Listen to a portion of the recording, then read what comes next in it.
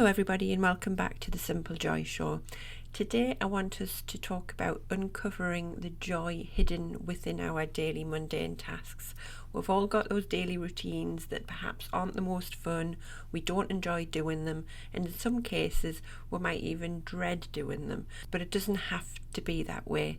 So today I want to share a few things that have helped me learn how to find joy in some of these mundane tasks, and I hope that you find them helpful to make your dreaded tasks a little bit more enjoyable too.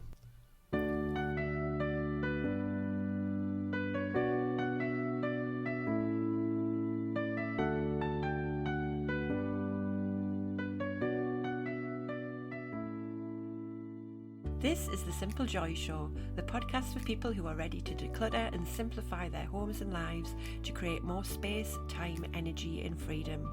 I am your host, Hayley Forster, mother, wife and declutter coach, and I'm going to be sharing with you simple bite-sized nuggets to help you on your journey to living a simpler life through the power of decluttering. So if you're ready to choose calm over chaos, then let's dive into today's show. Hello everybody, how are you all? I've decided to hop on and do this episode this morning, but I forgot that my washing machine is running, so I'm hoping you can't hear that because I'm in my office, which is right above where the utility room is, and it's quite a noisy washing machine, so hopefully you can't hear that. But anyway, we are all good here in the Forster household, really settling into autumn. It's just feeling so cozy at the moment. The weather's really cooling down, although I saw, and it's very British of me, but I saw on the weather report that it's going to be like 20 odd degrees at the weekend, which is very random given the weather that we've had the past couple of weeks. But it's been really chilly, nice and crisp. It's starting to feel really autumn. The nights are cutting in, we're getting the hot chocolate out, I've got the blankets out again, and yeah, it's just really lovely. I love this time of year. Autumn's probably my favourite time of year, based purely on just the cosy nature of it and settling in on a night time and snuggling and watching films and stuff like that. I like to try and embrace that as much as possible, so we're really enjoying that at the moment. And we're really buzzing in the Forster household today because as I recorded this last night, we watched our football team win a game in the Champions League. I'm a Newcastle supporter. I'm from Northumberland, supported Newcastle all my life. And yeah, they had their second game in the Champions League last night at St James's Park, which is our home ground, and they absolutely smashed it. So we were absolutely buzzing last night, so we're on a bit of a high, feeling very proud to be Geordie today. Anyhow, I digress. Today I wanted to talk about trying to find joy in those mundane tasks that we've all got to do. And the reason why I chose this topic is because I've been procrastinating a little bit. We have had, as I mentioned in the last episode, we have had a period of quieter time in our home at the moment. There's not a lot of activities in our calendar. There's not a lot of things to do at the moment. Obviously that's going to change in a couple of weeks and all the festivities start for the end of the year. But I've been wanting to use this slower period to perhaps catch up on some things that need doing, just doing a little bit of decluttering here and there. And I have found myself procrastinating, which is fine. I just usually go with the flow. If I'm not feeling it, I don't do it. But it has become maybe a bit more of a habit over the past couple of weeks, to the point where I'm getting a little bit frustrated with myself, and I do it quite frequently, and it's one of the main reasons why I perhaps live a minimalist lifestyle, because I don't like cleaning, I don't like tidying. It's not one of my favourite activities. I would much rather be doing other things. And that is why I choose to live the way I do. I try to live quite minimally, and I try to live quite in an organised fashion, just because it makes it easier and I don't have to spend as much time doing the things that I don't like doing. But yes, I've got a home, I've got a family. There are things that need doing just to keep us ticking over. And sometimes I can find those quite difficult to do. I find it difficult to motivate myself. So I have, over the years, found little ways of just finding a little bit of joy within them, or making them a little bit more enjoyable, just so I actually can get them done and I don't keep putting them off and keep procrastinating on things. And that's what I want to share with you today. So the first idea is to try combining the mundane task that you've got to do with an enjoyable task. So if your mundane task is something that doesn't really require a lot of focus from yourself, you can try combining it with something else, but something else that you enjoy doing at the same time. So some of the things you could think about here are listening to music, put some of your favourite podcasts on, or perhaps you haven't caught up with a friend for a while, so you give your best mate a ring and put the worlds to right while you're doing the task at hand that you need to do. And this is one of the things that I like to do when I'm sorting the kitchen out. So if I'm sorting out the cupboards or I'm cleaning up after tea, anything like that, I usually stick on my favourite podcasts. I've got a lot of podcasts I listen to, and it's just my time to just switch off, listen to those, get the kitchen sorted that I need to get sorted every day, and it just makes that task more enjoyable, and I can guarantee that actually I don't mind doing it. I finish my meal and I just get up and I sort it all out, stick my podcasts on, the kids go and play, and then that's my moment, that's my half hour to kind of be by myself and listen to the things that I want to listen to. And I actually do look forward to that part of the day, which just sounds bizarre to me. If you said to me 10 years ago I would enjoy cleaning the kitchen, it's a funny one, but I actually do enjoy it now because I've combined it with something that I like doing. So I'm more focusing on listening to the podcast, and the sorting of the kitchen just ends up happening. It just it's autopilot really. I don't really think about the fact that I'm doing it. And I even have a couple of friends that have dance parties when they're sorting out the kitchen. So they put the music on really loud and they just dance around the kitchen while they're sorting their dishes out, which just sounds like so much fun. So just find something that you really enjoy doing it and pair it with a task that you don't, and just see how you get on. See if that enables you to do it much easier.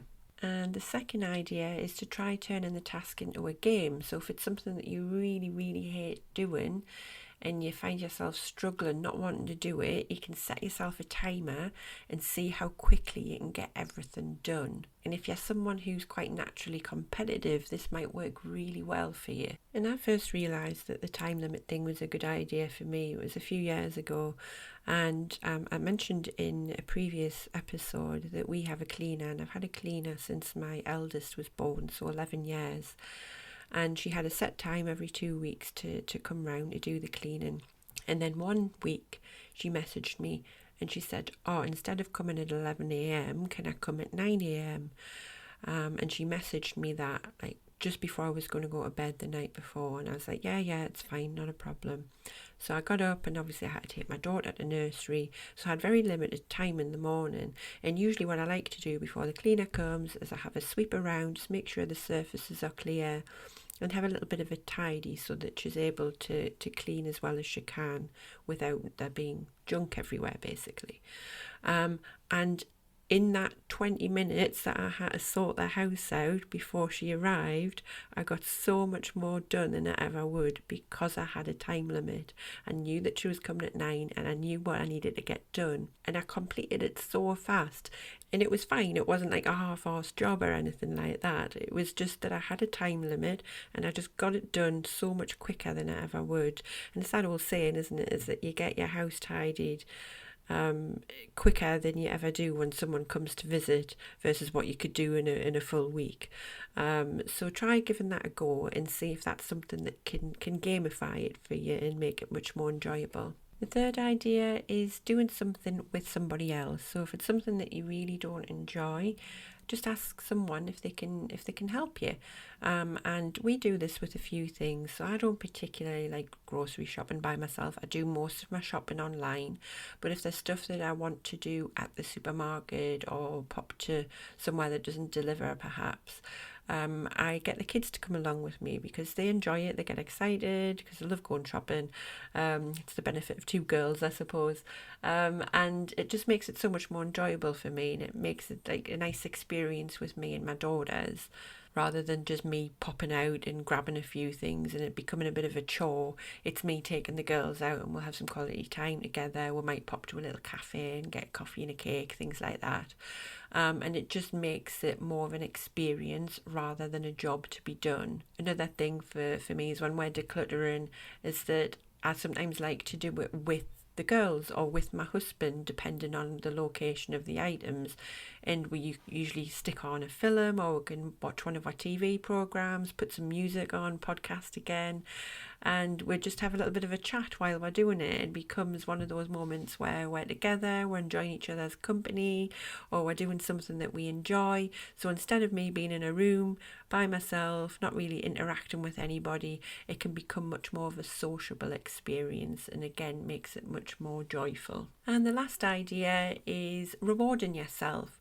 So if you've got like a massive pile of dishes to sort through, or you've got a massive mound of washing perhaps, you can just say, right, if I get this done and I get it done in the next 10 minutes, I'm going to get myself a bar of chocolate, or I'm going to get a bottle of wine and just sit with a glass and watch a film. And just having some type of reward to look forward to automatically motivates you. It helps you power through when you're not in the mood.